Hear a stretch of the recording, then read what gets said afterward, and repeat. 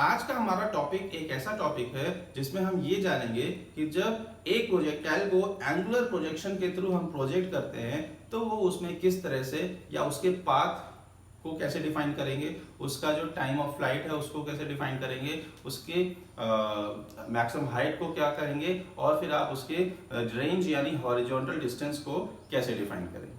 ठीक है, बहुत ही छोटा सा टॉपिक है, हम इसको आज जल्दी से कवर कर लेते हैं। तो एंगुलर प्रोजेक्शन आप सबको याद होगा कि हम लोग इस तरह से इसको डायग्राम के थ्रू शो कर सकते हैं। तो ये हमने किसी एक वेलोसिटी जिसे आप इनिशियल वेलोसिटी कहते हो थ्रो किया और वो इसी वेलोसिटी के इन्फ्लुएंस में इस तरह से रन करता है। अब ये जो वेलोसिटी है हॉरिजॉन्टल से थीटा एंगल फॉर्म करेगा, इसी वजह से ये आपका ux और ये क्या हो जाएगा uy। ठीक है, अब हमारे पास इसमें देखो it is point O, it is point O dash. O क्या था? Point of projection, O dash is point of landing. ठीक है, सबसे पहले तो पाथ ऑफ प्रोजेक्टाइल, हम किसकी बात कर रहे हैं? Path of projectile. What is the path of projectile? Point O से स्टार्ट करने के बाद और पॉइंट O डैश पे लैंड करते समय ये जिस रास्ते से पहुंचता है वहां पे, वो आपका जो रास्ता है, ये जो आपका पाथ है, it is path of projectile.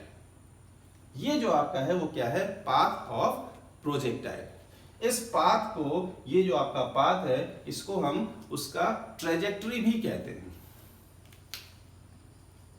Also known as trajectory, also known as trajectory.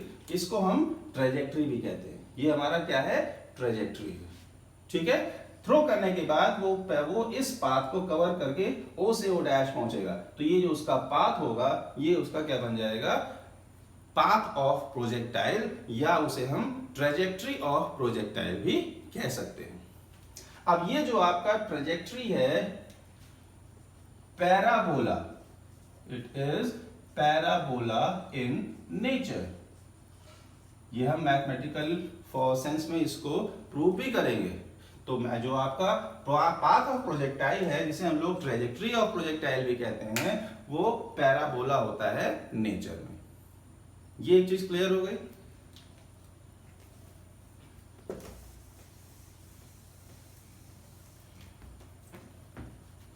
Next is maximum height. What is maximum height?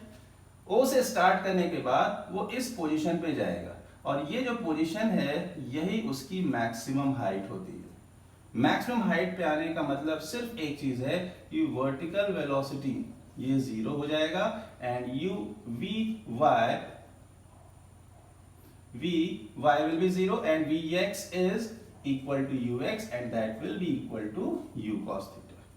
ठीक है ना, ये हम लोग पहले ही पढ़ चुके हैं कि हॉरिजॉन्टल वेलोसिटी में कोई वेरिएशन नहीं होता है और इसीलिए यहाँ पे जो टोटल vx है वही फाइनल वेलोसिटी को भी शो करती है। ठीक है, ये ऐसा था। तो ये जो आपका पॉइंट है h max, वो क्या करता है? वो इस पूरे पैराबोला के या जिसका पूरा ट्रेजेक्टरी है उसको दो हाफ्स में डिवाइड कर देता है। एक हाफ आपका ये है जिसमें वो प्रोजेक्टाइल अपवर्ड मोशन करेगा, सेकेंड हाफ आपका वो है जिसमें आपका प्रोजेक्टाइल डाउनवर्ड मोशन करता है। ठीक है, upward motion first half, downward motion second half. जब वो अपवर्ड मोशन करता है तो आपका जो वर्टिकल कंपोनेंट ऑफ वेलोसिटी है, एक्सेलरेशन ड्यू टू ग्रेविटी, उसे रिटार्ड करती है। जब वो सेकेंड हाफ यानी डाउनवर्ड मोशन करता है तो जो वर्टिकल कंपोनेंट ऑफ वेलोसिटी होगी वो in the direction of acceleration due to gravity होगी और इसीलिए वो उसको एनहांस करता है। तो ये आपका क्या है? मैक्सिमम हाइट की पोजीशन, जो इस पूरे पैराबोलिक नेचर को दो पार्ट्स में डिवाइड कर देता है। Clear? Now we will discuss time of flight. हम यहाँ पे टाइम ऑफ फ्लाइट को डिस्कस करने जा रहे हैं। क्या होता है time of flight? Time of flight का मतलब क्या हुआ? आप घर से कितनी देर बाहर रहे, वो पूरा टाइम आपका क्या हो जाएगा? टाइम ऑफ फ्लाइट हो जाएगा। Is that clear?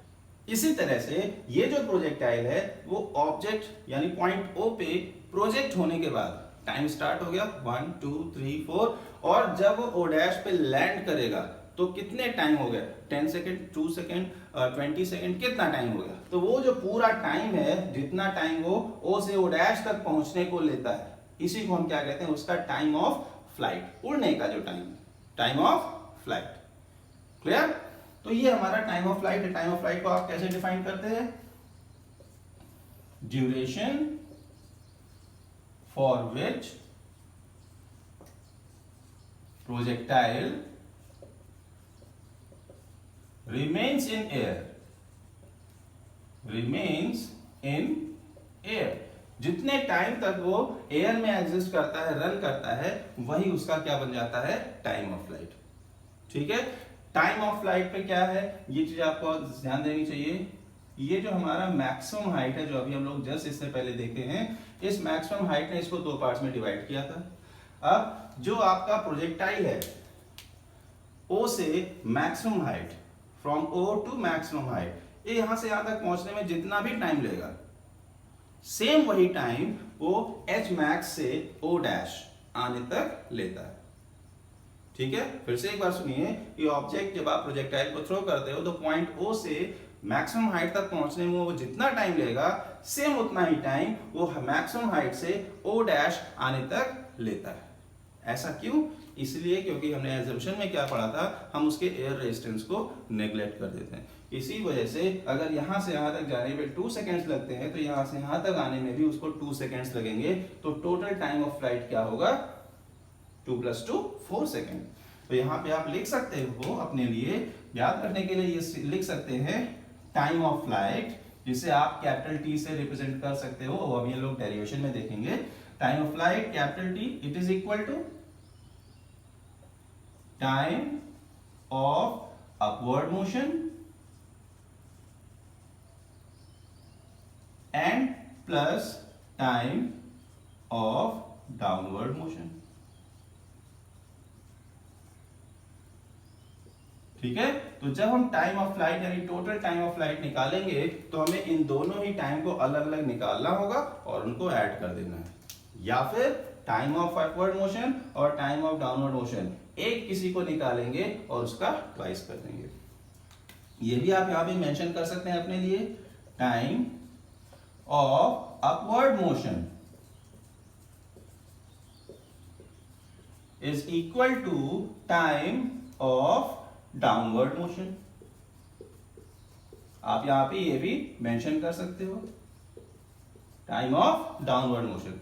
ये दोनों ही यहां पे क्या होते हैं, क्लियर होते हैं और इक्वल होते हैं। और उसका रीजन क्या है, उसका रीजन है कि ये जो आपका एयर रेजिस्टेंस है, वो क्या हो गया, नेग्लेक्ट कर दिया जाता है। Acceleration due to gravity at any height constant है। ठीक है। तो इस तरह से हम टाइम ऑफ फ्लाइट को डिफाइन कर सकते हैं। डन। अब हम बात करेंगे हॉरिजॉन्टल डिस्टेंस की। हॉरिजॉन्टल वेलोसिटी की वजह से जो प्रोजेक्टाइल है वो एक हॉरिजॉन्टल डिस्टेंस भी ट्रेवल करता है, और उस हॉरिजॉन्टल डिस्टेंस को हम क्या कहते हैं, उस हॉरिजॉन्टल डिस्टेंस को हम कहते हैं हॉरिजॉन्टल रेंज। हम उसे क्या कहेंगे, हॉरिजॉन्टल रेंज। हॉरिजॉन्टल रेंज होगी ओ से ओ डैश। ओ उसका स्टार्टिंग पॉइंट था, स्टार्टिंग पोजीशन, ओ डैश उसका फाइनल पोजीशन है। दोनों के बीच की ये जो डिस्टेंस है, इसी को हम क्या कहते हैं, horizontal distance. This one it is range. ये आपका क्या बन गया, रेंज बन जाता है। ठीक है। इस तरह से हम क्या करते हैं, इसको रेंज को डिफाइन कर सकते हैं।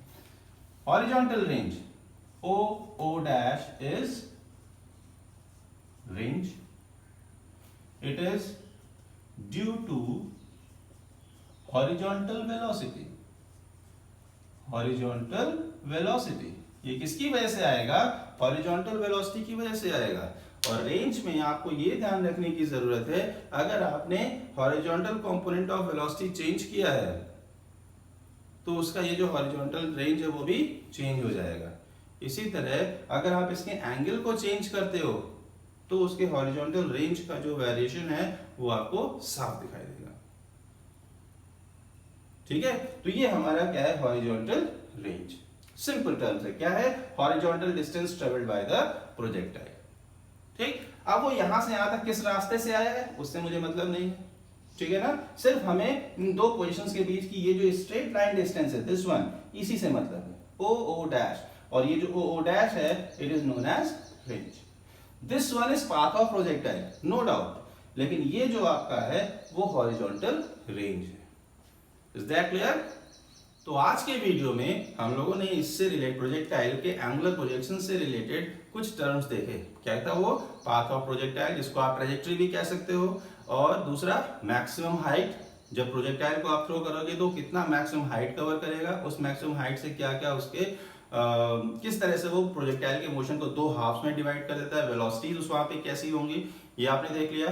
तीसरा टर्म जो आता है वो क्या है? Time of flight. आपने देखा कि किस तरह से वो एयर में रहता है, एग्जिस्ट करता है, और जितना टाइम वो एयर में स्पेंड करता है वो पूरा टाइम उसका टाइम ऑफ फ्लाइट बन जाता है। चौथा जो टर्म था वो है रेंज ऑफ द प्रोजेक्टाइल। वो जो आपका रेंज ऑफ द प्रोजेक्टाइल है वो due to horizontal distance create होता है। Path of the projectile is different thing, but this horizontal distance in between the starting position O and final position O dash, इनके बीच का ये जो variation distance है इसी को हम क्या कहते हैं? रेंज कहते हैं। ठीक है, आई होप ये चीजें आपको क्लियर हुई होंगी। नेक्स्ट वीडियो में हम इसके डेरिवेशंस को समझने की कोशिश करेंगे। Okay, thank you.